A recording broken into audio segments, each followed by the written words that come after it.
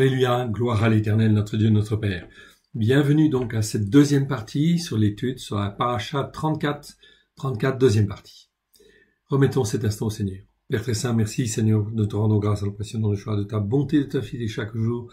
Merci Seigneur parce que tu es notre Dieu. Tu nous as rachetés afin que nous puissions être un peuple pour toi, pour te servir. Au travers de Christ Yeshua, afin que tu nous aimes, nous fortifies, nous éduques, nous formes, nous façonnes, afin que nous puissions être un peuple pour toi. Nous te rendons grâce dans le précieux nom du choix. Merci Seigneur pour cette deuxième partie. Que ton nom soit béni, honoré-le toujours et partout. Alléluia. Amen. Bienvenue à tous. Nous étions au verset 24 de ce chapitre 2 de Nombre, où en fait, ils seront les troisièmes dans la marche. On parlait d'Éphraïm. Juste pour resituer, un petit schéma en fait ici. Donc on retrouve en fait ici le camp d'Israël dans le désert. Ok. Vous voyez la partie en fait ici qui était au nord, la partie qui était à l'orient, la partie qui était en fait à l'occident, sur la gauche, et la partie qui était au sud. Les tribus d'Israël sont tout autour en fait du camp de l'Éternel, du Mishkan, c'est-à-dire du tabernacle, aussi appelé Ohel Moed, tente du rendez-vous, littéralement. C'est pas tente d'assignation, c'est tente du rendez-vous avec l'Éternel. Autour en fait du tabernacle, nous avons les enfants, les Lévites, qui sont bien disposés à certains niveaux. Les Kéats sont au sud, ok. Les Gershomites sont effectivement à l'occident. Moïse et les sacrificateurs sont effectivement sur le côté orient. Et au nord, en fait, nous avons Tsuriel, les Mérarites. Ok. Ça nous donne une petite indication. Donc, lorsque le camp d'Israël devait partir, la colonne de nuée, elle bougeait, elle n'était plus sur le tabernacle. Ok. Eh bien, à ce moment-là, ça veut dire qu'il fallait partir. On sonnait des trompettes, on sonnait du chauffard, et effectivement, le premier à partir, c'était le camp de l'Orient, c'est-à-dire le camp de Juda, donc sur la droite. Ensuite, le deuxième à partir, c'était le camp de Ruben, en fait ici, avec en fait ici les autres tribus qui étaient associées, Gad et Shimeon, en tout en fait 151 400 hommes. D'abord en fait ici, le total ici, c'est en fin de compte 186 000, nous le voyons ici, le camp de Juda, avec Zabulon et en fait ici, donc Issachar, eh bien cela représentait un nombre de 186 400 personnes. Vous le voyez là, ici. Ici, donc le deuxième à partir, c'est 151 400, c'est Ruben, avec en fait des tribus associées. Ensuite, eh bien, partait en fait tout le tabernacle, en fait ici, les Lévites, donc ils étaient au milieu, ils étaient protégés, ainsi. Le troisième à partir, c'est ce que nous avons vu, c'est le camp d'Éphraïm, que nous avons sur la gauche, c'est à l'occident, et qui est associé, Éphraïm est associé à Benjamin et à Ménaché. Donc là, c'est le camp d'Éphraïm. Ici, en totalité, 108 100 hommes. En fait, nous le voyons ici. Vous voyez, 108 100 hommes. Ok, tout simplement. Ça nous donne une petite indication. Ensuite, eh bien, dans les Lévites, il y en a 22 300 qui partaient. Nous étions au 24. Eh bien, on va continuer à partir du verset 25. Au nord, le camp de Dan. Dan, avec sa manière et avec ses corps d'armée. Là, comparons le prince des fils de Dan, Ariezer, fils d'Amishadaï, et son corps d'armée composé de 62 700 hommes, d'après le dénombrement. À ses côtés camperont la tribu d'Acher, le prince des fils d'Acher, Pagéiel, fils d'Okran, et son corps d'armée composé de 41 500 hommes, d'après le dénombrement.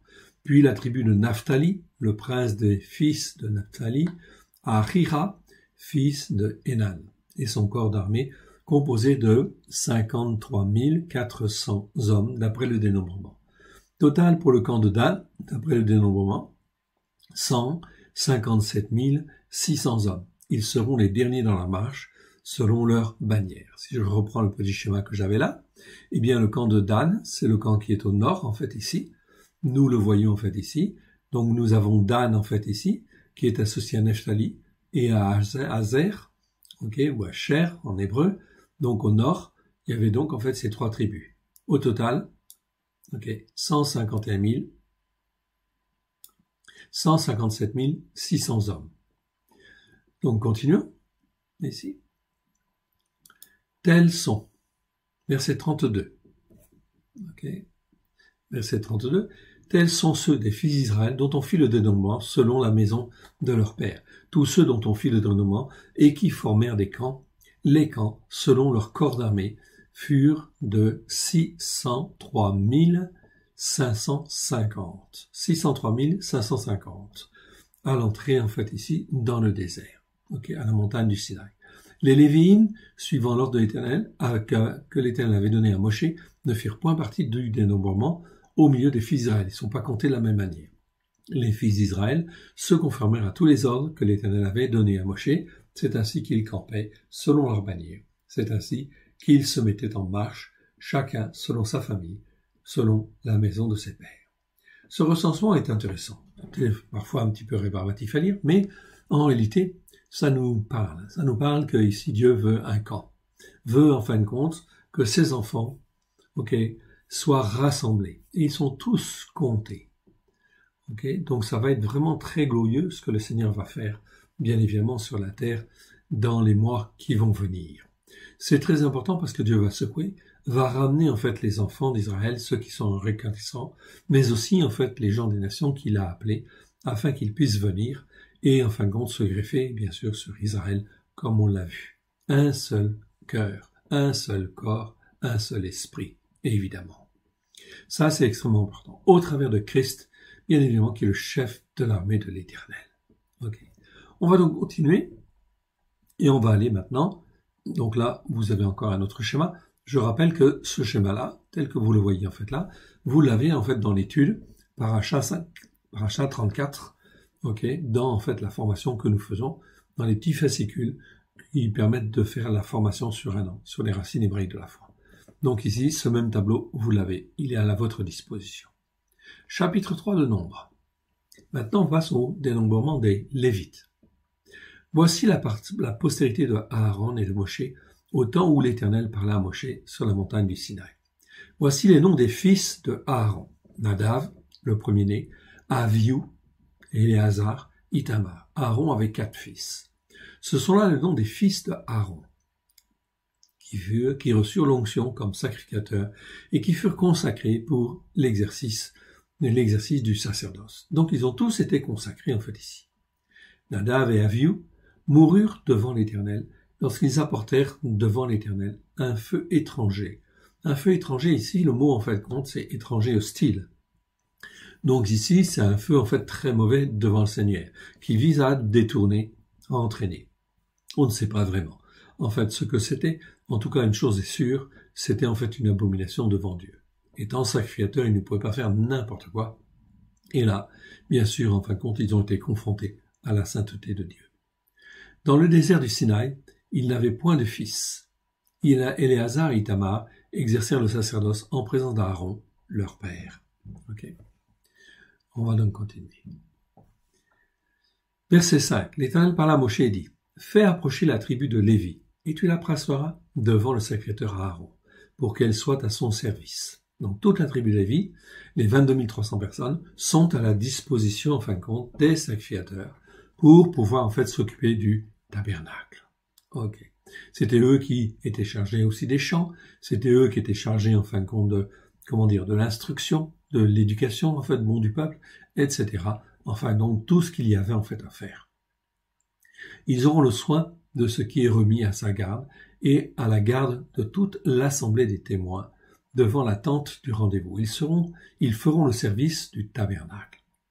Ils auront le soin de tous les ustensiles de la tente du rendez-vous, de ce qui est remis à la garde des fils d'Israël. Ils feront le service du tabernacle. Donc à chacune des familles des Lévites étaient attribuées en fait certaines fonctions. Tu donneras les Lévites à Aaron et à ses fils, et lui seront entièrement dévoués de la part des fils de l'Éternel. Ils feront le service du tabernacle. Tu donneras les Lévites à Aaron et à ses fils, ils lui seront entièrement donnés de la part des fils d'Israël. Tu établiras Aaron et ses fils pour qu'ils observent les fonctions de leur sacerdoce, et l'étranger hostile qui approchera sera puni de mort. Donc ici, on approche en fin de compte des choses saintes ou des choses très saintes, ou de la sainteté, Donc, on ne fait pas n'importe quoi.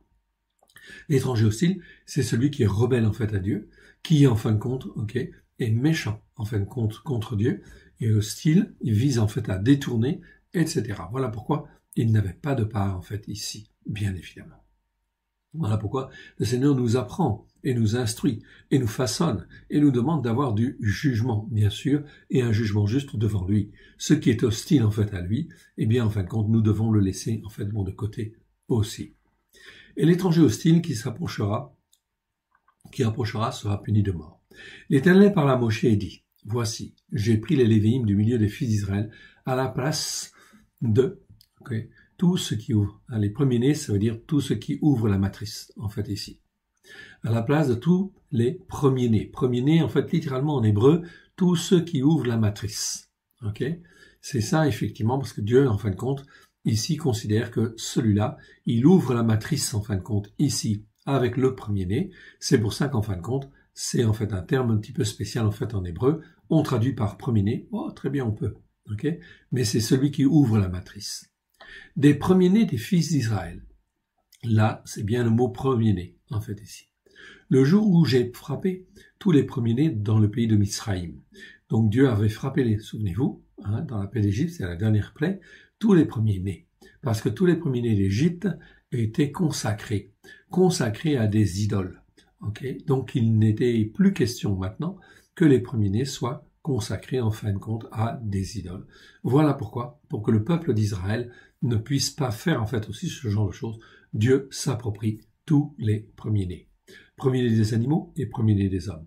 Je me suis consacré tous les premiers-nés en Israël, tant des descendants d'Adam que des animaux.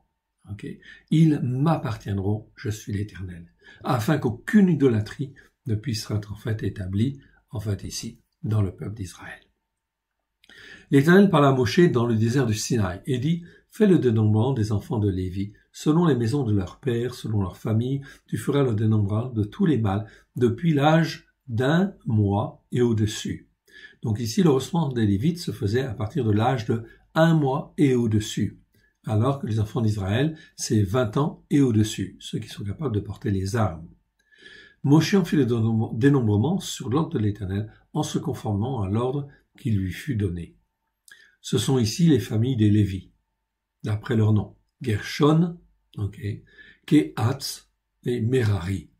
Donc 3, en fait, fils de Lévi ici. Voici les noms des fils de Gershon. C'est pas Gershom, attention. Gershom, c'est le fils de Moïse. Gershon, en fait, c'est fils en fait de Lévi. Donc un petit peu différent. Donc les Bibles, il y a des petites erreurs en fait là-dessus dans les traductions des nations. Bon, peu importe. Ici, en fin de compte, on se concentre. Voici le nom des fils de Gershon, selon les familles, Livni et Shimei. Voici les fils de Kehat, selon leur famille, Amram, Yitzéar, Révron et Uziel. Uziel.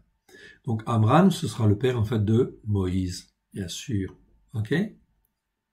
Moïse, Aaron et Myriam. On le retrouve là. C'était un Lévite, bien sûr, de la famille de Kehat. Et les fils de Merari, troisième famille, selon leur famille, Marli et Mushi. Ce sont là les familles des Lévi, selon la maison de leur père. De Gershon, descendant de la famille de Livni, la famille des Shimei, formant la famille des Gershonites, pas Gershomites, mais Gershonites. Ceux dont on fit le dénombrement, en comptant tous les mâles, depuis l'âge d'1 mois et au-dessus, furent 7500. Les familles des Gershomites campaient derrière le tabernacle, à l'Occident. Donc ils étaient à l'Occident, donc du côté en fait gauche sur notre plan. Le prince de la maison paternelle des Gershonites était Eliasaph, fils de Laël. Pour ce qui concerne la tente du rendez-vous, on remit aux soins des fils de Gershon le tabernacle, la tente, la couverture, le rideau, qui est à l'entrée de la tente du rendez-vous. Donc c'était eux qui avaient en charge cette partie-là du tabernacle.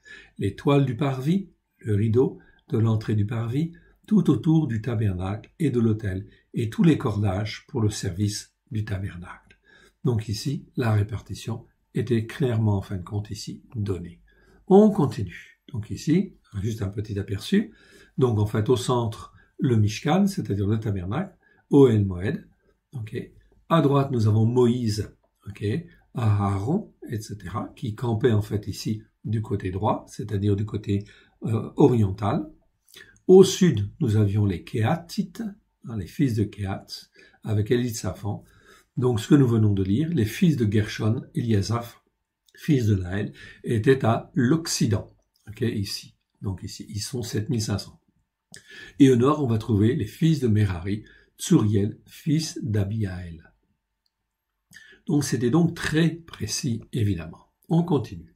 De Kéat, famille, descend la famille des Amramites, la famille des Yisréharites, la famille des Révronites et la famille des Uziélites, formant la famille des Kéatim. Okay. Kéat, Kéatim. En comptant tous les mâles depuis l'âge de 1 mois et au-dessus, il y eut 8600 qui furent chargés des soins du sanctuaire.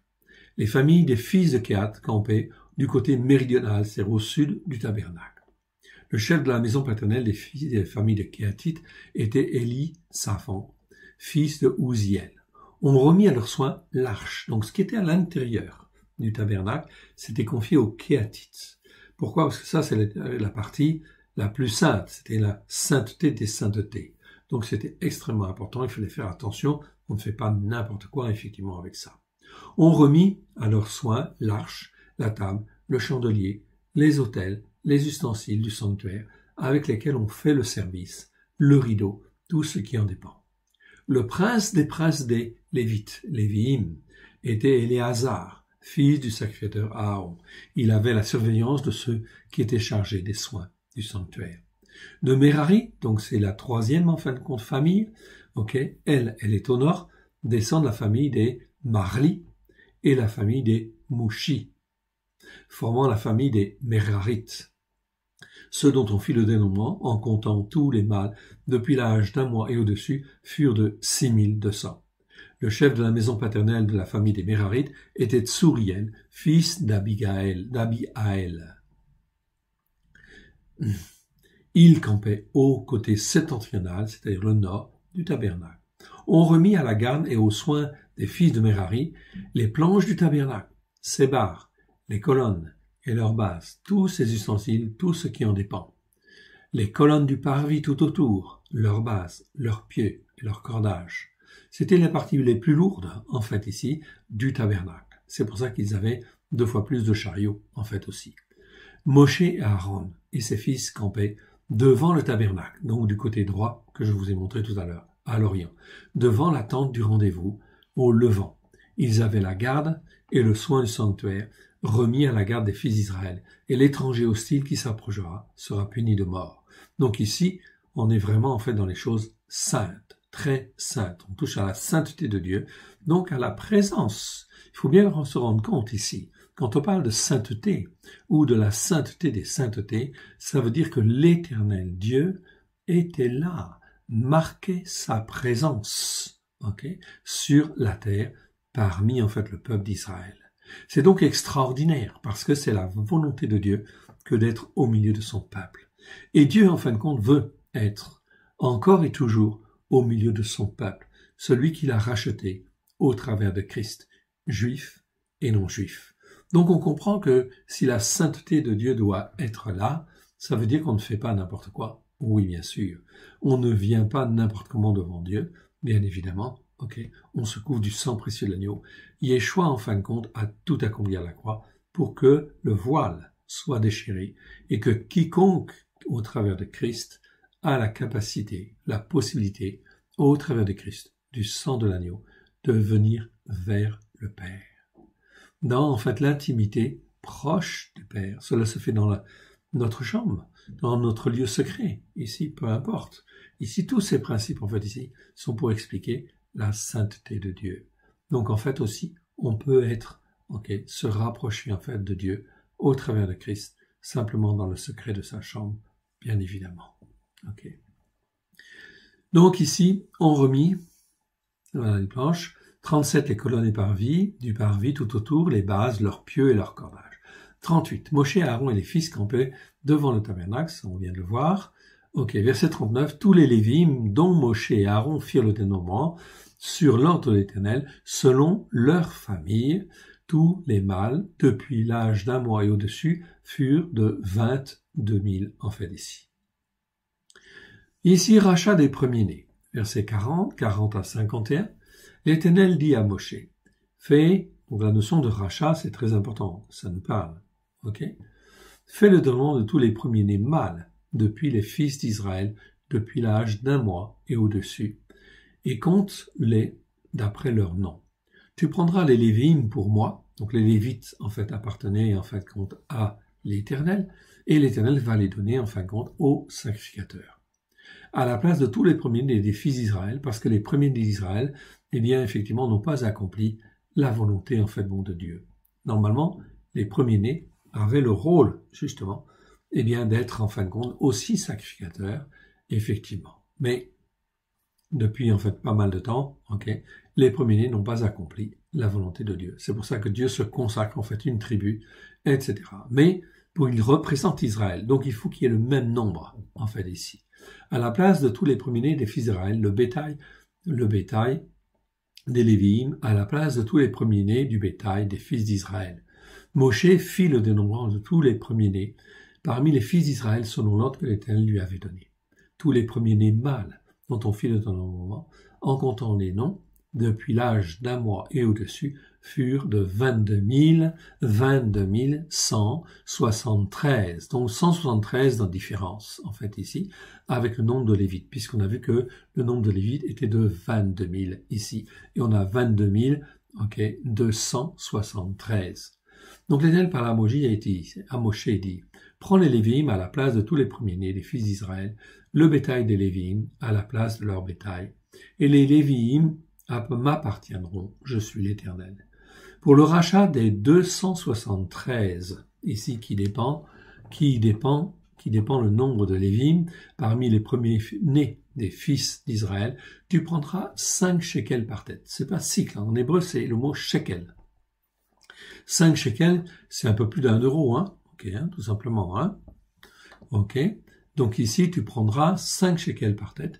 Tu les prendras selon le cycle du sanctuaire, qui est de 20 guéras. Donc la question, c'est pas une question d'argent. La notion de rachat ici se fait avec des valeurs, en fait, relativement faibles, en fait, ici, tout simplement parce que, en fait, nous ne sommes pas, comment dire, nous n'avons pas une grande valeur. La seule valeur que nous avons, c'est de nous attacher, en fait, à Dieu, et bien évidemment, enfin, aussi, en fait, c'est, en fait, que la Torah de Dieu soit inscrite dans nos cœurs. Là, nous prenons de la valeur. Oui, bien sûr. Ok? Tu donneras l'argent à Aaron et à ses fils pour le rachat de ceux qui dépend le nombre des Lévites. Moshe prit l'argent pour le rachat de ceux qui dépassaient le nombre des rachetés par les Lévites.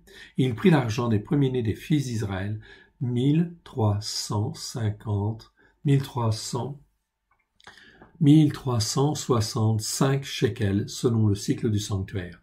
Selon le shekel du sanctuaire. Ici, j'ai pas corrigé. Moshe donna l'argent du rachat à Aaron et à ses fils sur l'ordre de l'Éternel, en se conformant à l'ordre que l'Éternel avait donné à Moshe. Vous avez bien entendu ici. Et Moshe donna l'argent du rachat à Aaron. C'est un principe extrêmement important, en fait, ici. Okay. Tous les enfants d'Israël ainsi, parce que l'on paye 5 shekels par tête, eh bien, sont rachetés pour montrer, en fait, la volonté de Dieu, qui est de racheter les hommes. Hier, il le rachetait d'une certaine manière. Aujourd'hui, nous sommes rachetés par qui? Par le sang de l'agneau. Évidemment. Si nous croyons que Christ Yeshua est notre Seigneur, notre Sauveur et notre Maître, eh bien, nous avons été rachetés. Rachetés, en fait, pour Dieu, au travers de Christ. Et, en fait, nous lui appartenons. C'est un rachat. Voilà pourquoi nous, en fait, nous ne pouvons pas faire n'importe quoi. Bien évidemment, lorsque nous sommes rachetés, en fait, par Dieu, au travers du sang de l'agneau, c'est pour devenir son peuple. Continuons, en fait, ici. Vous avez ici un petit schéma, en fait, ici. Vous le trouverez dans l'étude sur la paracha, bien évidemment, en fait, ici. Que se passe-t-il ici? Nous avons les Lévites, Ok. Et nous avons en fait Gershom en fait ici sur la gauche, nous avons Kehat en fait au milieu et nous avons Merari. Et nous avons toute la descendance en fin de compte des uns et des autres. Je prends en fait au milieu, Lévi en fait a donné Kehat, Kehat a eu en fait des fils, Amram, je agrandis en fait un peu. Ok.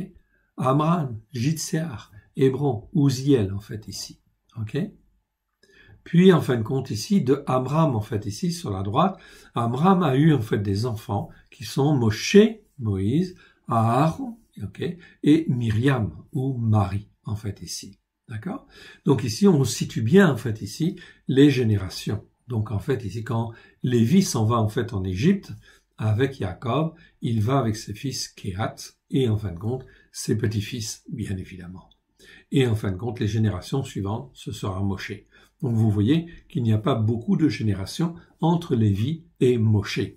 C'est très important parce que cela fait dire en fait compte à la tradition juive que comme il n'y a que trois générations en fait là, cela veut dire effectivement quoi? Cela veut dire effectivement que en fin de compte, les enfants d'Israël, selon l'interprétation juive traditionnelle, n'a pu être en Israël, en Égypte, que 210 ans. Or l'écriture est très claire. Elle dit 430 ou 400 ans, enfin, selon les versets. Okay. Donc ici, c'est très important. En fait, ici, il y a donc un débat. Donc pour nous, en fin de compte, nous comprenons très bien, effectivement, puisque l'écriture, en fait, est la vérité. Si l'écriture dit 400 ans, on compte 400 ans, effectivement. D'accord? C'est très important. Okay. Donc il y a bien un décalage. Une perte de temps de 220 ans. 220 ans, en fait, ici, dans la période d'exil, en fait, en Égypte. C'est très important. Parce qu'aujourd'hui, en fait, nous sommes en, quelle année? L'année juive? Nous sommes en 5780. 5780 dans le calendrier juif traditionnel. Si vous rajoutez 220 ans, eh bien, vous voyez que vous arrivez, en fait, à 6000 dans le calendrier, en fait, juif traditionnel. Voilà pourquoi on sait très bien que nous sommes à la fin du 6e jour, et que le 7e jour va bientôt commencer, c'est-à-dire le grand Shabbat. Le règne de Yeshua sur la terre va durer 1000 ans. C'est en fait le Shabbat, en fait le 7e Shabbat. Ici, nous avons donc, comme la Bible dit, un jour est comme 1000 ans. Donc de Adam à Abraham, il y a donc 2000 ans, environ 2 jours. De Abraham, en fin de compte, à Yeshua, il y a donc 2000 ans. Ça fait donc 4000 ans, en fait, ici. Et de nous, en fait, ici, de Yeshua à nous, il y a donc 2000 ans, ce qui fait 6000 ans, ce qui fait 6 jours, en réalité. Et après le 6e jour, c'est quoi qui arrive? C'est le 7e jour. C'est ce qu'on appelle le grand Shabbat. Et la tradition juive sait très très bien. Elle le sent, en fin de compte même, aujourd'hui, que le Messie, en fin de compte, va bientôt revenir. Oui, bien sûr. Et en fin de compte, ils sont un petit peu déstabilisés parce qu'en fait, dans leur calendrier, il y a effectivement là, quelque part, en fait, une erreur, ou des erreurs, bien sûr, d'interprétation.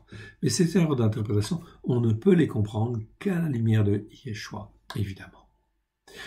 Je termine avec Amram, en fait, ici. Amram, il avait, en fin de compte, 3 frères, et notamment Yitséar. Et de Yitséar, en fin de compte, va venir Corée.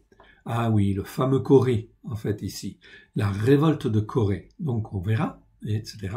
Et en fin de compte, ils sont des cousins. Donc, Corée, Moïse, Aaron, tout ça, sont des cousins. En réalité, de la famille des Lévites. Ok. On a fait donc ce petit schéma. Vous pourrez le retrouver, bien évidemment, dans la paracha, si vous le souhaitez.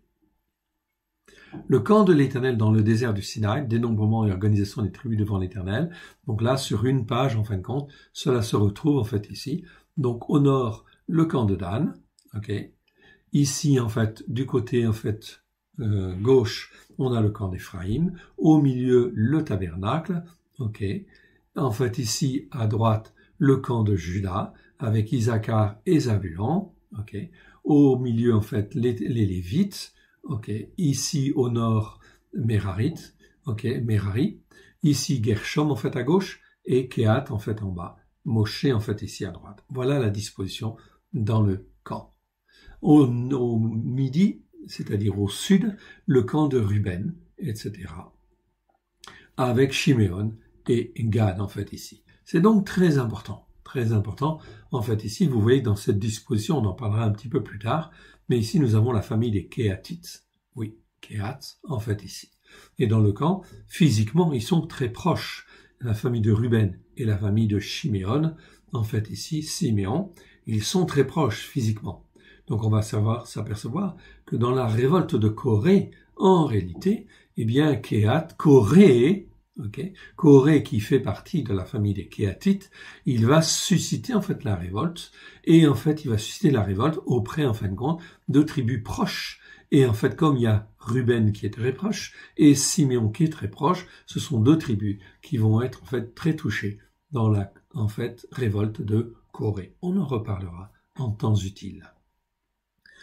Ok, Bamidbar 4, Bamidbar 4, chapitre 4 de Nombre en fait ici. L'Éternel parla à Moshe et à Aaron et leur dit: compte les têtes des fils de Kéhat, les têtes ou les chefs. Okay. Parmi les fils de Lévi, selon les familles, selon les maisons de leur père. On peut dire tête ou on peut dire en fait chef, bien sûr. Le mot roche, ça veut dire chef aussi. Donc compte les têtes des fils de Kéhat, les chefs. Depuis l'âge de 30 ans et au-dessus, jusqu'à l'âge de 50 ans. Donc là, on est dans le service. Le service, en fin de compte, de la maison, en fait ici, des Lévites autour du tabernacle, ça commençait à 30 ans. Et en fait, on était à la retraite à 50 ans. Enfin, à la retraite. Après, ceux qui avaient plus de 50 ans servaient à former en fait les jeunes. Donc de 30 ans à 50 ans, on faisait le service du tabernacle. Tous ceux qui sont propres à exercer quelques fonctions dans la tente du rendez-vous. Voici les fonctions des fils de Kéhat dans les tentes du rendez-vous. Elles concernent la sainteté des saintetés. Okay. Donc les Kéhatites étaient choisis justement pour rentrer dans le temple. Okay. Et en fin de compte, approcher la sainteté de Dieu d'une manière, en fin de compte, plus proche, plus intime. Donc on ne fait pas n'importe quoi avec Dieu.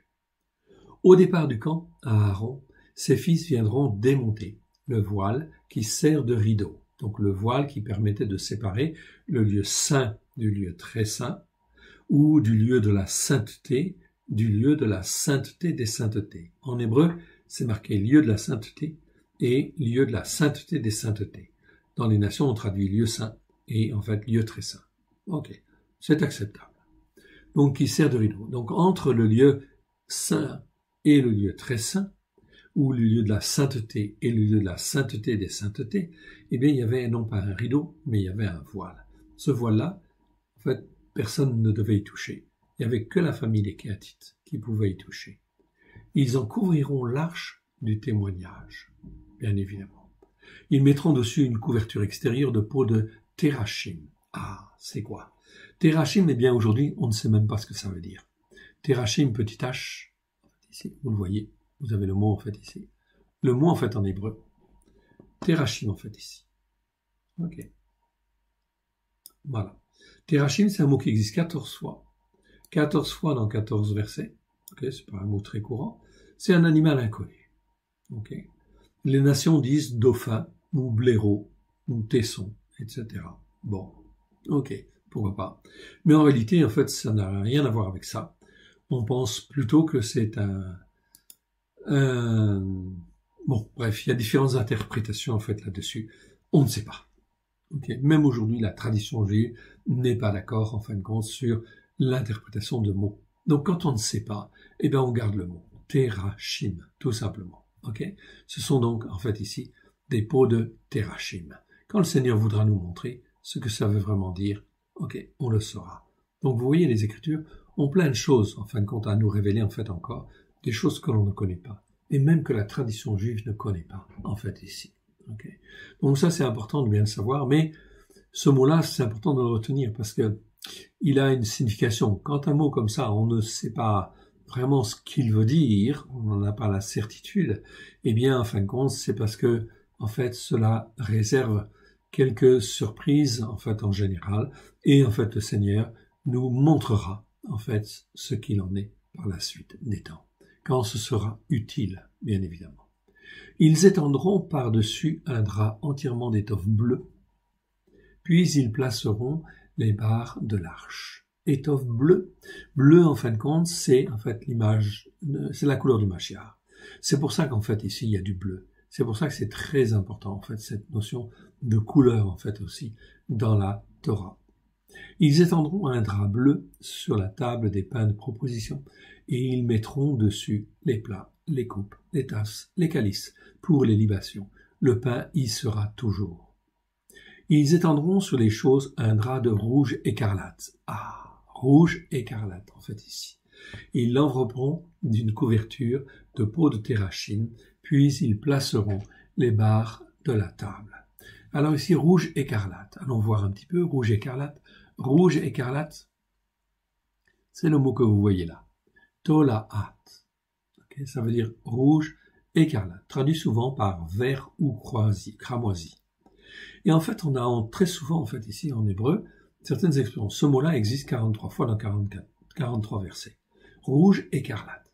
Et souvent, en fait, associé à Shani. Shani, en fin de compte, c'est, en fait, ici, donc un mot qui existe 42 fois dans 42 versets. Ok? C'est en fait l'expression de dire, en fait, ici, ça veut dire caucus illicis. C'est un verre, en fait, tout simplement. Oui. Donc, on a bien cette expression-là, Shani. Shani, ça nous parle, en fait, du caucus illicis, qui est un verre qui produit un rouge écarlate, dans certaines conditions. La première fois où ce mot apparaît, c'est dans Exode. Exode, en fin de compte, 26.1. Ok. Et ici, on a les 28 versets où se trouve ce mot-là. Vous voyez, c'est ce que vous voyez sur la photo, en fait, ici. Ce sont des vers, en fait, ici. Et ces vers-là, eh bien, en fin de compte, ils vont pondre, la femelle va pondre, et puis quand elle va pondre, elle va se coller, en fait, à l'arbre, et elle va mourir pour protéger, en fait, ses petits. Et en mourant, elle va devenir rouge. Okay. Et en fin de compte, ça nous rappelle le rouge, en fait, ici, écarlate. Donc, en fait, elle va mourir et elle va donner une couleur rouge. Okay. Et pour pouvoir donner la vie à ses petits, elle les protège. Okay. C'est pour ça que c'est l'image du Mashiach, en fait, ici, okay, qui, par son sang, en fait, ici, eh bien, il nous couvre et le sang de l'agneau nous couvre pour nous donner la vie. Voilà pourquoi, en fin de compte, ici, c'était l'image, des symboles, en fait, ici. On ne prenait pas n'importe quel rouge en écarlate, on prenait du rouge écarlate qui venait du caucus illicite. Parce que ce ver-là, tout au moins la femelle, avait la propriété de produire, de mourir, okay, et de produire en mourant un rouge écarlate. Voilà donc, en fait, ici, c'était l'image et les prémices, bien sûr, de Christ, bien sûr, de ce que Christ en fait, allait faire ici, tout au long de la Torah. Donc, chaque fois qu'on parle de rouge écarlate, rouge caucus illicite, cela nous parle, en fait, bien sûr, d'un sacrifice qui va être fait et qui va nous couvrir, en fait, ici, nous laver, nous purifier, tous ceux qui ont marché par la foi. C'est pour ça qu'Abraham, Isaac, Yaakov connaissaient, en fait, ces choses-là et savaient qu'un jour, il y aurait, en fait, un homme qui viendrait, etc., et qui s'offrirait en fait lui-même en sacrifice. Oui, bien sûr. Et que son sang, en fin de compte, comment ça se ferait? Tout au moins, en fin de compte, il ferait l'expiation. Et que son sang laverait, en fin de compte, des péchés, des transgressions et des iniquités. C'est donc quelque chose, en fin de compte, qui était extraordinaire. Donc, ça veut dire qu'il y avait une connaissance de Christ en devenir, en fait, ici. Okay, qui en fait viendrait sous la forme d'un homme. Je vous montrerai les versets, quelques versets. Ok, revenons à notre caucus illicite en fait ici. Ok, donc rouge écarlate. Voilà, verset 8.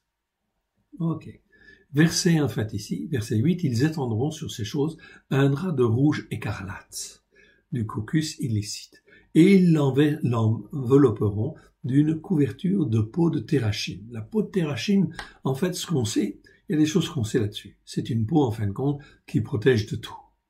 Ok.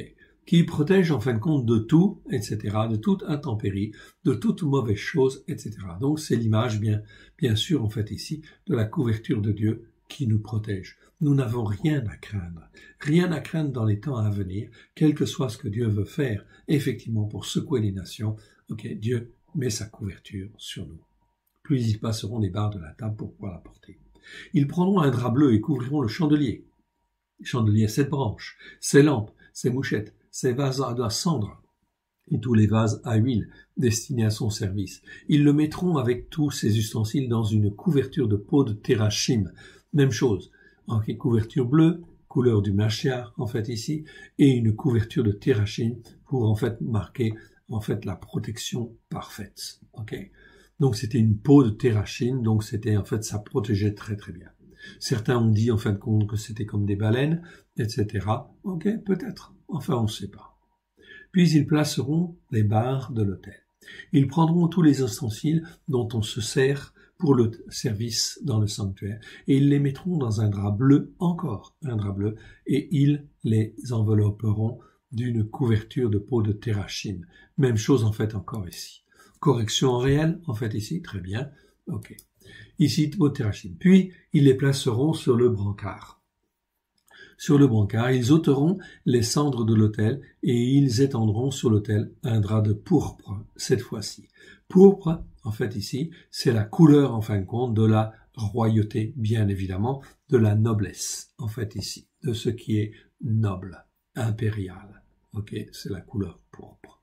Ils mettront dessus, donc ça nous parle du roi, tout simplement. Donc on a des symboles qui nous parlent, en fin de compte, ici, de Christ, oui, bien sûr. Okay. Ils mettront dessus tous les ustensiles destinés à son service, les brasiers, les fourchettes, okay, les pelles, les bassins, tous les ustensiles de l'autel. Ils étendront par-dessus une couverture extérieure de peau de Terachim, puis ils placeront les barres de l'autel. Tout cela, en fin de compte, était pour montrer des principes et des symboles, en fait, de la volonté de Dieu de racheter, de protéger et de former et de façonner à la sainteté de Dieu, bien évidemment. Après qu'Aaron, verset 15, et ses fils auront achevé le sanctuaire et tous les ustensiles du sanctuaire, les fils de Kehat viendront au départ du camp pour les porter, mais ils ne toucheront point la sainteté, de peur qu'ils ne meurent. Telles sont les fonctions des porteurs imposées aux fils de Kehat dans la tente du rendez-vous. Et Éléazar, fils du sacrificateur Aaron, aura sous sa surveillance l'huile du chandelier, l'encens odoriférant, l'offrande perpétuelle et l'huile d'onction. Il aura sous sa surveillance dans tout le tabernacle la sainteté et ses ustensiles. L'Éternel parla à Moshe et à Aaron pour leur dire, n'exposez point la race des familles des Kéatites, à être retranchés du milieu des Lévi'im. Faites ceci pour eux, afin qu'ils vivent et qu'ils ne meurent point quand ils s'approcheront de la sainteté des saintetés. Aaron et ses fils viendront, et ils placeront chacun d'eux à son service, à sa charge. Ils n'entreront point pour voir envelopper la sainteté, de peur qu'ils ne meurent. Donc rien que le fait de vouloir voir la sainteté alors que tu n'y es pas autorisé, eh bien ça posait en fait un problème. Pourquoi? Eh bien cela montre que l'Éternel Dieu est vraiment très saint. C'est la sainteté des saintetés. Et il voulait être au milieu de son peuple, mais il donnait certaines recommandations, certaines règles, afin de protéger en fait ici les hommes en fait ici qui travaillaient tout autour. C'était pas n'importe quels hommes, oui bien sûr, qui étaient déjà là, mais il fallait en fin de compte être attentif et faire attention. Imaginez en fin de compte aujourd'hui, au travers de Christ Yeshua, depuis 2000 ans, le voile du temple est déchiré. Quiconque au travers de Christ Yeshua, je dis bien quiconque, veut sortir en fin de compte du parvis, rentrer dans le lieu saint, qu'il veut rentrer dans le lieu en fait ici de Dieu, eh bien en fait il doit passer par le lieu saint. Le lieu saint, c'est un lieu où les ustensiles sont en or. On n'est pas dans le parvis. Dans le parvis, vous trouvez toutes sortes d'interprétations. Vous trouvez toutes les églises. Même si ce qui n'est pas église se trouve dans le parvis. Tout le monde est dans le parvis en réalité, où là les instruments sont des reins. Mais quand tu rentres dans le lieu saint, tu n'as en fin de compte que des ustensiles d'or, chandelier d'or, table de proposition d'or, et en fin de compte un autel d'or pour les parfums. Et en fait le chandelier d'or, eh bien il brûlait en fin de compte 24 heures sur 24. C'était l'image de la Torah. Oui, bien sûr. Et les pains de proposition qui étaient en face, installés en fait au nord, le chandelier était au sud, donc au nord, les pains de proposition avec les 12 pains qui représentaient chacune des tribus. Ils étaient éclairés 24 heures sur 24. L'obligation des sacrificateurs était de maintenir le chandelier en fait allumé 24 heures sur 24. C'était leur travail. ok, afin que le peuple de Dieu puisse être 24 heures sur 24, être éclairé par la Torah, bien évidemment. Ok, c'est la même chose avec nous. Si nous voulons écouter, en fin de compte, ok, Christ Yeshua, il nous dit la même chose, rentrez dans le lieu saint, ok, nourrissez-vous en fait avec la Torah, pleine de grâce et de vérité cette fois-ci, à la lumière de Yeshua, afin en fin de compte de pouvoir aller, en fait, voir le Père, ok, et passer le rideau, passer le voile qui est déchiré, donc on passe simplement la limite, mais ça veut dire qu'on peut aller vers le Père. Le voile est déchiré aujourd'hui, depuis 2000 ans. Mais on ne fait pas n'importe quoi, ça c'est clair. Donc c'est donc très important et fondamental de bien comprendre ces principes de sainteté, ok, de sainteté ou de sainteté, hein, bien évidemment. Alléluia, gloire à l'Éternel notre Dieu. Maintenant, en fait, la paracha, nous l'avons terminée et nous allons aller en fait maintenant dans en fait la Haftara. Haftara, en fait, ici, à rabbinique, eh bien, ce sera, en fait, ici, selon la tradition juive, Osée chapitre 2, versets 1 à 25.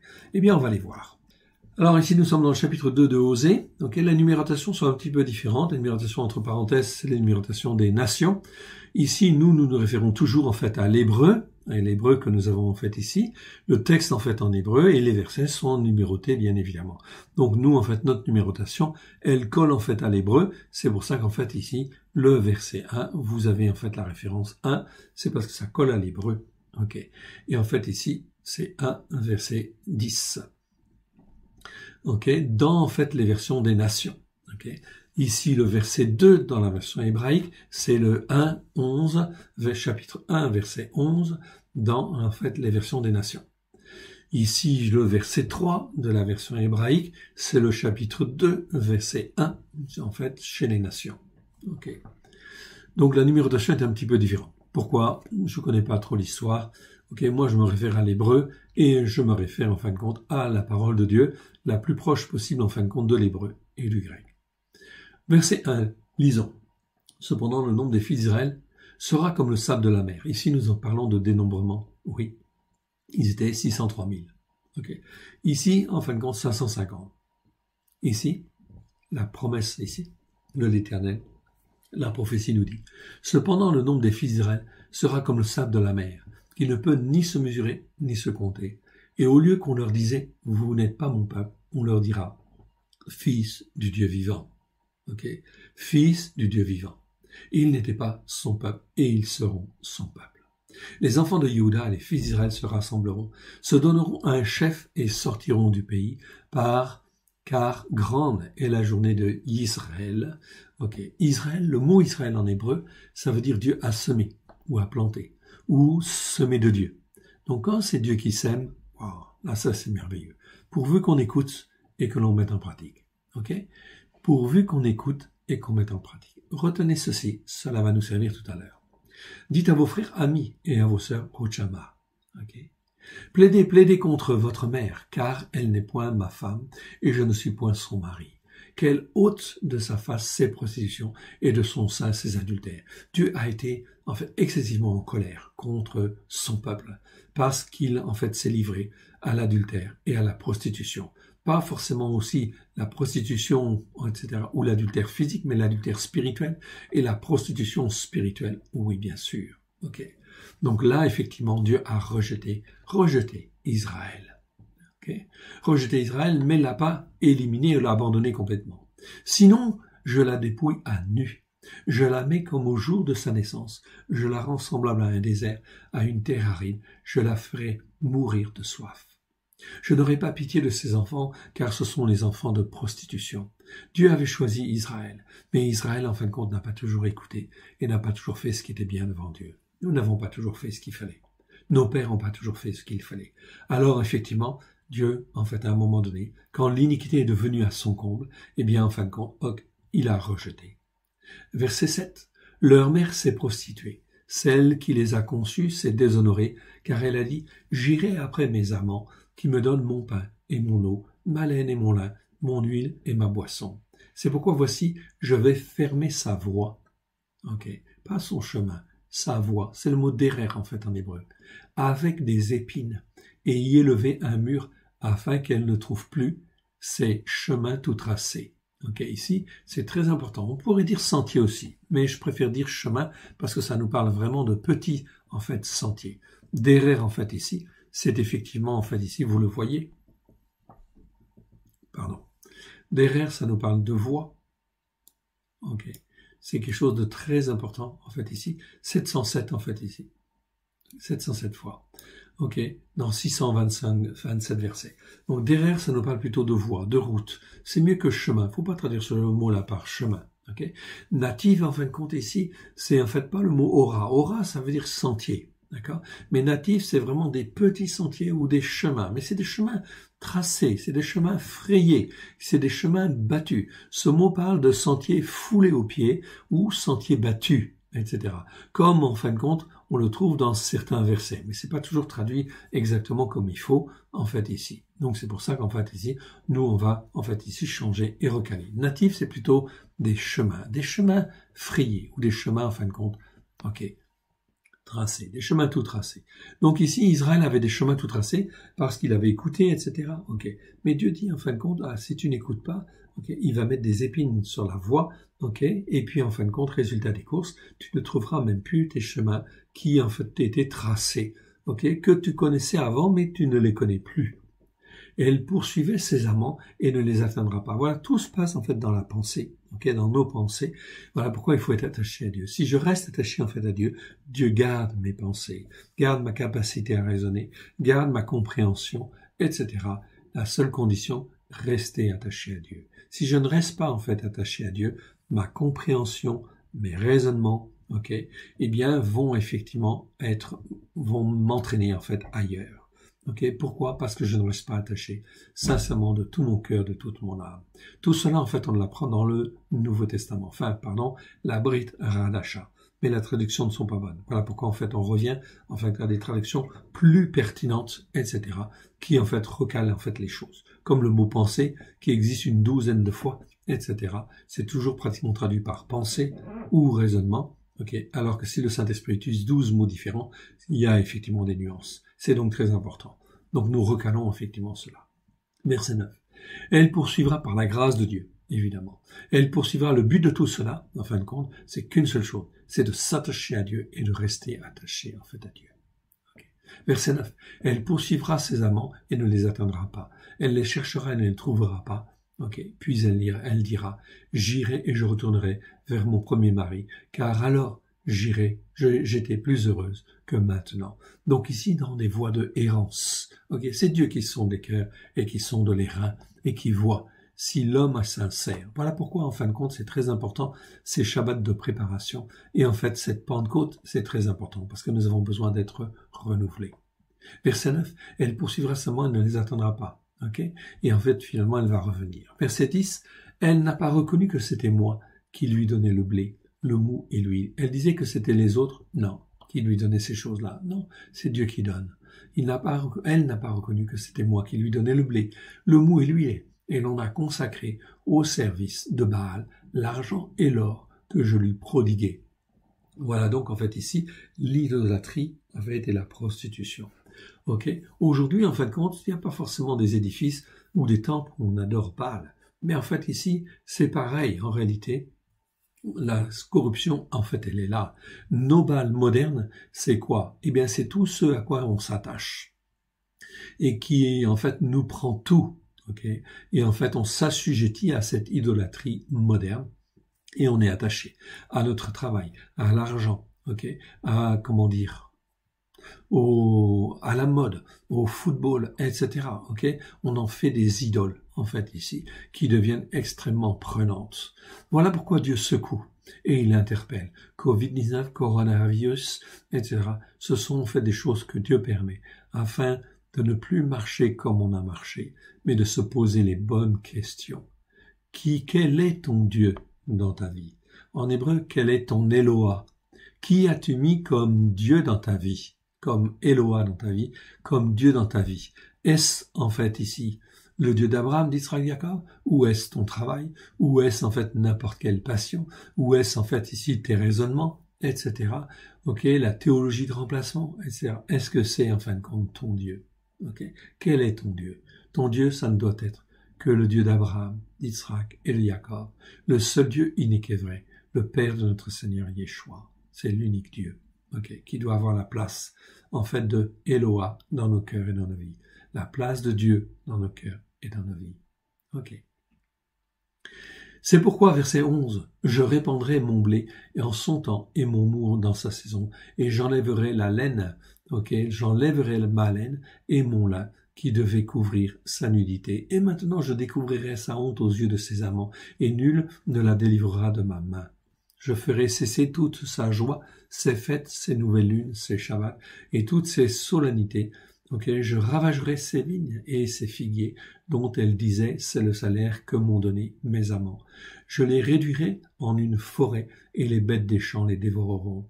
La tirer et la conduire au désert, et je parlerai à son cœur. Voyez encore une fois la volonté de Dieu au travers de tout ça, de ces malheurs qui peuvent arriver et qui vont arriver, c'est de venir dans le désert et de parler au cœur des gens, au cœur des personnes. Là, je lui donnerai ses vignes et la vallée d'Accor, comme une porte d'espérance, et là, elle chantera comme au temps de sa jeunesse, comme au jour où elle remonta du pays d'Égypte. Je la châtierai, il y a peut-être eu un petit problème ici, peu importe, vous vérifierez, en fait, ici. Et je la châtierai dans les jours où elle encensait les Baals. Elle se parait de ses anneaux et de ses colliers, allait après ses amants et m'oublier. Déclaration de l'Éternel. C'est pourquoi, voici, je veux... une petite inversion entre le verset 14 et 15. Une mauvaise petite manipulation. Bon, c'est pas grave, on continue. Verset 18, « En ce jour-là, déclaration de l'Éternel, tu m'appelleras mon mari, et tu ne m'appelleras plus mon maître. J'ôterai de sa bouche les noms de Baal, afin qu'on ne les mentionne plus par leur nom. En ce jour-là, je traiterai pour eux une alliance avec les bêtes des champs, les oiseaux du ciel et les reptiles de la terre. Je briserai dans le parc l'arc, l'épée et la guerre, et je les ferai reposer en sécurité. Je serai ton fiancé pour toujours, je serai ton fiancé par la justice, en fait ici, par un jugement juste et par la grâce et la miséricorde. Je serai ton fiancé par la foi et tu reconnaîtras l'Éternel. En ce jour-là, j'exaucerai déclaration de l'Éternel, j'exaucerai les cieux et ils exauceront la terre. La terre, exaucera le blé, le mou et l'huile, et ils exauceront Yisraël. Je planterai pour moi l'Oruchama, celle qui était rejetée, dans le pays, et je lui ferai miséricorde. Donc Dieu fera miséricorde. Je dirai à Loami, celui qui n'était pas mon peuple, tu es mon peuple. Et il répondra, mon Elohim.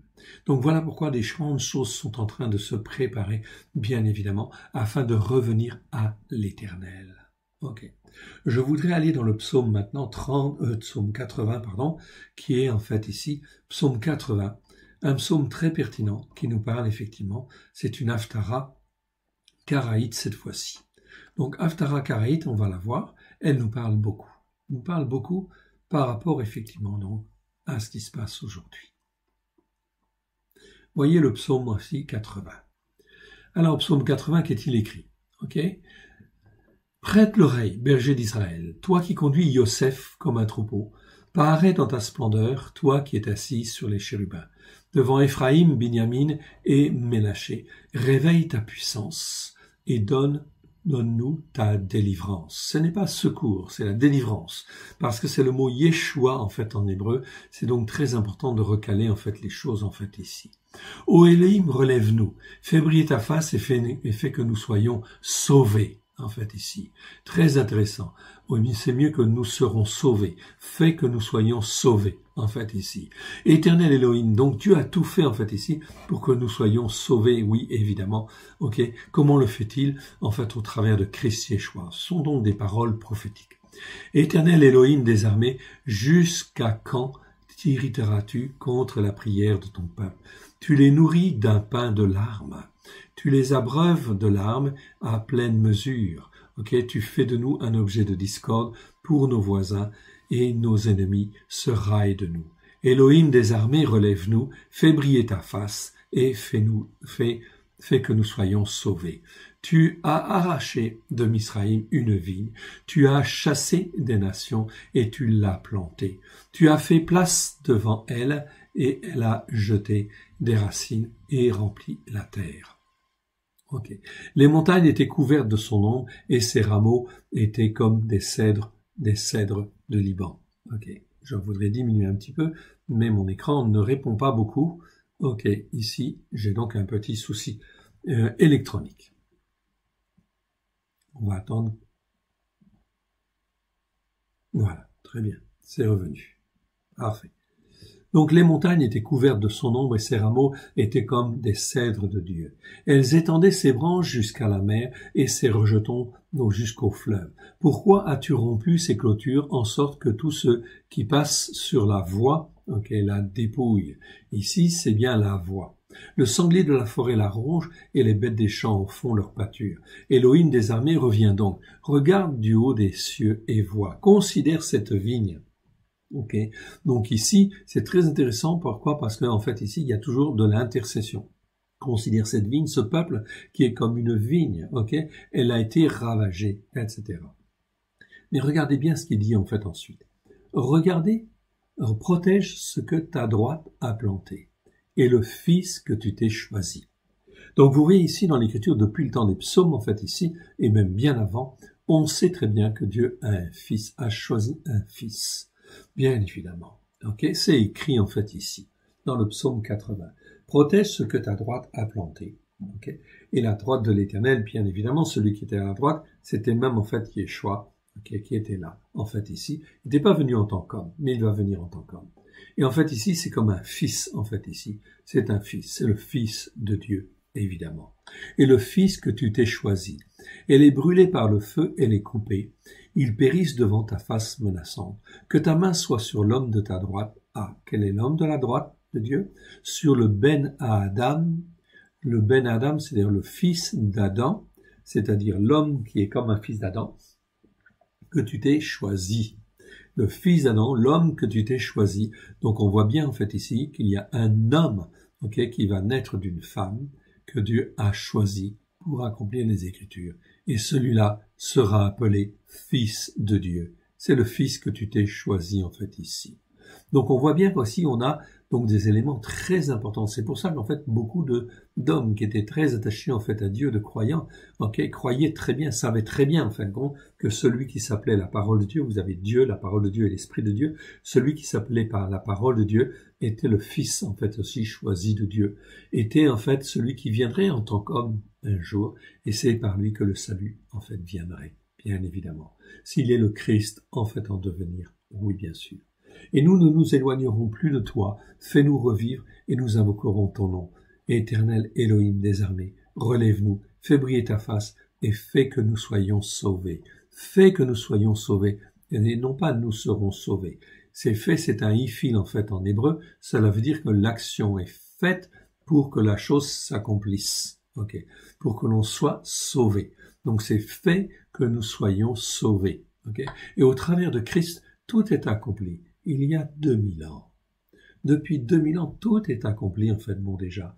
Alors, vous voyez bien que le message, en fait, de l'Église n'est pas satisfaisant, en fait, ici. On a, effectivement, une petite idée, en fait, ici. Une petite idée, une mince idée. Mais on n'est pas, en fait, ancré sur les racines hébraïques de la foi, sur la Torah, les prophètes et les psaumes. Donc, on ne sait pas que c'était déjà annoncé depuis des années, depuis des siècles, en fait, en réalité. En fait ici. Donc Christ est venu pour accomplir les Écritures pleinement. Voilà pourquoi il a passé du temps avec ses disciples. 40 jours. Et une des premières choses qu'il fait, une fois qu'il est ressuscité, Luc 24, je vous encourage à le relire, eh bien vous verrez que Yeshua, qu'est-ce qu'il fait? Il ouvre les yeux de ses disciples, à la compréhension de la Torah, des prophètes et des psaumes, et notamment à tout ce qui concerne Yeshua dans la Torah, les prophètes et les psaumes. J'ai dit, il leur ouvrit l'esprit. Oui, c'est bien ce que dit en fait la traduction, en fait ici, que nous avons en traduction des nations dans Luc 24. Mais en réalité, Keneni, ce n'est pas ça. Ce n'est pas en fait les yeux, ouvrir les yeux. Non, le mot grec, c'est en fait le mot nous. Et le mot nous, ça nous parle de quoi? Ça nous parle de la compréhension. Eh oui. Donc Yeshua a ouvert la compréhension de ses disciples à tout ce qui le concernait dans la Torah, les prophètes et les psaumes. Et il leur a dit, en fait, après, il leur a parlé du règne de Dieu, en fait, ici dans les cœurs. Et en fait, il leur a dit, ok, quand il est resté 40 jours avec eux, restez encore jusqu'à la Pentecôte. Et là, vous recevrez, parce que maintenant vous avez compris, je vous ai éduqué, je vous ai formé, je vous ai façonné sur les racines hébraïques de la foi. Alors attendez maintenant l'onction.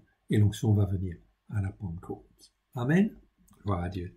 Et nous sommes vraiment dans ce schéma-là. Okay.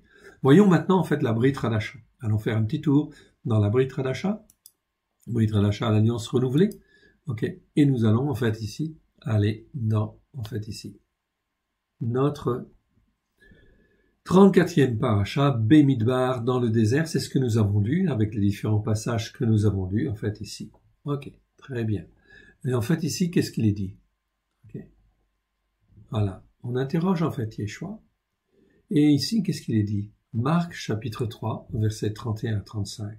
Survinrent sa mère et ses frères, qui, se tenant dehors, l'envoyèrent appeler. La foule, était assise autour de lui.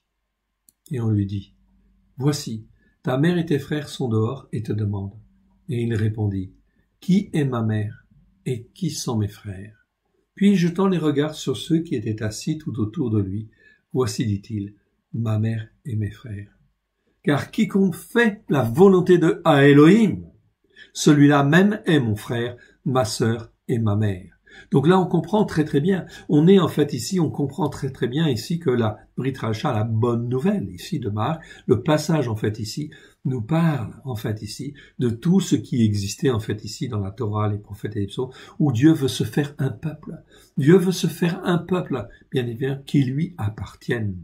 Qui soit attaché en fait à lui, Et c'est bien, en fin de compte, celui qui fait la volonté de Dieu. La volonté de Dieu, c'est d'être au milieu de son peuple, et il veut sanctifier son peuple. Voilà pourquoi, en fait, ici, nous n'avons qu'une seule chose à faire, évidemment. C'est d'écouter Dieu, d'écouter Christ sur la Torah, les prophètes et les psaumes, avec grâce et vérité, afin d'être un même cœur, une même âme, avec lui et le Père. Amen. Le deuxième passage de la Brit Hadasha, c'est Marc, chapitre 4, verset 1, verset 1 à 9. Alors de quoi ça nous parle? Eh oui, c'est la parabole du semeur. Alors là, en fait, la parole, elle est semée, et ça nous parle, évidemment. Mais on va lire. Yeshua se mit à nouveau à enseigner, au bord de la mer. Donc il choisit ce passage-là. Yeshua sait très bien que cette semaine-là, c'est la semaine en fait de la 34e paracha. Et il connaît très bien effectivement en fait ici l'enseignement qui est donné d'une manière traditionnelle. C'est pour ça qu'en fait ici est choisi ce passage-là en fait ici de la semence. Souvenez-vous, on a parlé de Israël, la vallée de Israël. C'est le Dieu a semé. Et oui, Dieu sème. Dieu sème quoi? Sa parole. Et en fait, les gens, ils écoutent pas. 4 cas, en fait, ici se présentent. Yeshua se mit à nouveau à enseigner au bord de la mer. Une grande foule s'étant assemblée auprès de lui, il monta et s'assit dans une barque sur la mer. Toute la foule était à terre sur le rivage. Il leur enseigna beaucoup de choses en parabole et leur dit selon sa doctrine. Didaké, ça veut dire doctrine. C'est pas enseignement, c'est doctrine. Parce que l'enseignement, c'est didaskalia. Donc, en fait, il faut recaler les choses. Donc, dans sa doctrine. La doctrine, c'est l'ensemble des enseignements. Écoutez, un semeur sortit pour semer. Comme il semait, une partie de la semence tomba le long de la voie. C'est le mot odos, en fait, en grec. Odos, c'est d'abord, en fait, la voie. C'est pas vraiment le chemin. C'est la voie. La voie que Dieu ouvre. Dieu nous ouvre une grande voie. Au travers de Christ Yeshua. Et il sème sa parole. Les oiseaux vinrent et la mangèrent. Une autre partie tomba dans un endroit pierreux, où elle n'avait pas beaucoup de terre. Elle leva aussitôt, parce qu'elle ne trouva pas un sol profond. Mais quand le soleil parut, elle fut brûlée, et sécha faute de racines. Une autre partie tomba parmi les épines. Les épines montèrent, l'étouffèrent, et ne donna point de fruits. Une autre partie tomba dans la terre excellente. Ici, c'est même pas bonne, ok? C'est pas agathos. Le mot, en fait, ici, c'est kalos, en fait, en grec. Et kalos, en fait, en grec, ça nous parle de bon, mais au sens, en fait, d'un très bon niveau, hein. C'est très bon ou excellent. D'accord? Elle donna du fruit qui montait et croissait. Vous voyez, le but de la parole, c'est de produire du fruit, bien évidemment. Mais il faut que ce soit la parole de Dieu pure, la Torah, tout simplement, parce qu'il n'y a que elle qui est diffusée par un chandelier d'or pur. Ok, donc un instrument saint. Ça ne passe pas par de l'airain, etc. On n'est pas dans le parvis, dans les interprétations des hommes, ok, où il y a toutes sortes d'interprétations possibles. Ok, dans le lieu saint, il n'y a qu'une seule interprétation possible, c'est la Torah, au travers de Christ, avec grâce et vérité, par la puissance du Saint-Esprit. Elle donna du fruit qui montait et croissait. Elle rapporta 30, 60 et 100 pour un. Puis il dit, que celui qui a des oreilles pour entendre, entende. Voilà donc qui est clair, en fait, ici. Ok, c'est pas donné à tout le monde. Yeshua va donner l'explication dans la prochaine paracha. Je vais pas entamer, en fait, ici, l'explication de cette paracha. Mais ici, nous sommes bien, effectivement, sur la voie de Dieu. Et en fait, nous n'avons plus qu'une seule chose, à écouter avec notre cœur. Un cœur honnête et bon, nous dira Luc. Et si nous écoutons avec un cœur honnête et bon, pour que cette parole puisse être plantée dans nos cœurs, cette Torah soit plantée dans nos cœurs, je vous rappelle en fait la volonté de Dieu. Jérémie 31, 31 à 33, Dieu dit, je ferai une alliance nouvelle. Et cette alliance nouvelle consistera à écrire ma Torah dans le cœur, dans leur cœur. Même Paulos dans Hébreu va utiliser un mot spécial. Okay, il va même pas dire en fait dans leur pensée, mais il va dire dans leur capacité à réfléchir. C'est-à-dire que les croyants, lorsqu'ils ont la Torah dans leur capacité à réfléchir, eh bien, ça veut dire qu'ils ont de bonnes chances, effectivement, de faire les bons choix. Il y a toujours des choix à faire. Okay? Donc, est-ce que je veux écouter la Torah pour la mettre en pratique avec grâce et vérité au travers de Christ Yeshua? Ok, c'est à vous de prendre position et de dire en fait à Dieu, oui, moi, je le veux. Je veux faire ta volonté, mon Dieu. Ok, comme en fin de compte on l'a dit, afin d'être en fait ici de la famille de Yeshua. Ok, d'être un de ses frères, un de ses sœurs, une de ses sœurs. Ok, ou sa mère, ou son père, etc. Ok, donc et mon frère, ma sœur et ma mère. Donc ici, en fin de compte, c'est faire la volonté de Dieu. La volonté de Dieu, c'est bien d'écrire, je rappelle, Jérémie 31, 31, 33, c'est en fin de compte d'écrire au travers de Christ la Torah dans le cœur. Cela suffit, les mensonges de théologie en fait erronée, qui existent en fait, ok, depuis en fait l'empereur romain Constantin d'une manière officielle, mais ça existait en fait avant déjà aussi, bien sûr, ok. Mais les premiers témoins de Yeshua étaient bien ancrés sur en fait la Torah, les prophètes et les psaumes. Je vous renvoie au séminaire sur en fait les premiers disciples de Yeshua au 1er siècle. Donc revenez à l'Éternel. Ok, si vous avez une bonne intention de cœur, ok, Dieu le verra, Dieu le voit. Et demain, c'est la Pentecôte. Alors en fin de compte, n'oubliez pas d'ouvrir vos cœurs. Mais si la disposition de votre cœur n'est pas tournée vers la Torah, les prophètes et les psaumes, à la lumière de Yeshua, eh bien il y a peu de chances en fin de compte que Dieu vous donne en fin de compte ici une onction puissante, effectivement. Tout simplement parce que Dieu a besoin de témoins. Okay, des tabernacles de témoignage. C'est-à-dire que nous soyons, chacun de nous, en fait, un témoignage pour Dieu. Oui, il mettra son onction. Si tu veux être un témoin pour lui, il va mettre son onction sur toi. Okay, afin que tu puisses témoigner autour de toi. Okay, avec ta bouche, avec ton cœur, de la parole de Dieu, mais de la parole comme Dieu le veut. Okay, de sa parole, de sa Torah, ses prophètes et ses psaumes, à la lumière de Yeshua, avec grâce et vérité. Merci de m'avoir écouté, que l'Éternel Dieu vous bénisse et vous garde. Remettons ces quelques instants au Seigneur.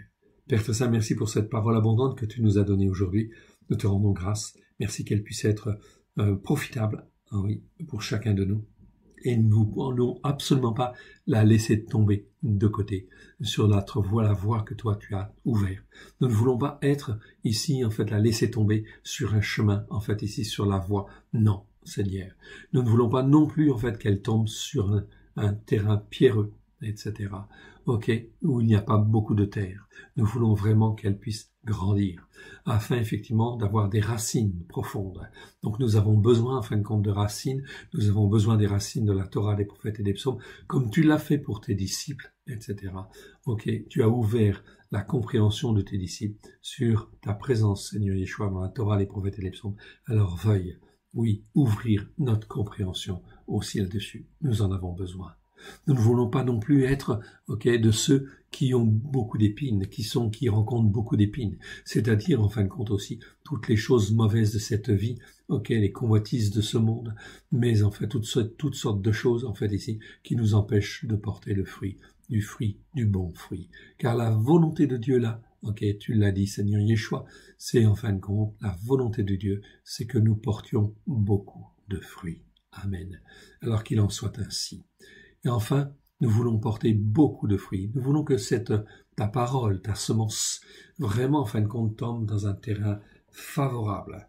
Une terre excellente qui puisse produire des racines, monter, croître et produire 30, 60, 100, en fait, grains pour un, à la gloire de ton Saint-Nom. Oui, Seigneur, nous voulons rentrer dans la vallée de Jezreel, dans ta vallée de Jezreel, qui est une vallée d'abondance, où toi, tu as semé, et en fin de compte, tu as semé pour qu'il y ait en fait une moisson abondante. Vois, Seigneur, combien les hommes et les femmes sont dans l'égarement.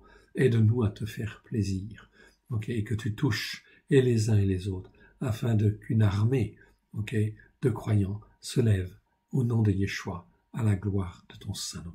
Merci, Père. Merci Yeshua. Merci Saint-Esprit. Alléluia. Amen. Donc, à demain, à la fête de Shavuot. Que l'Éternel vous bénisse et vous garde. Shalom, shalom.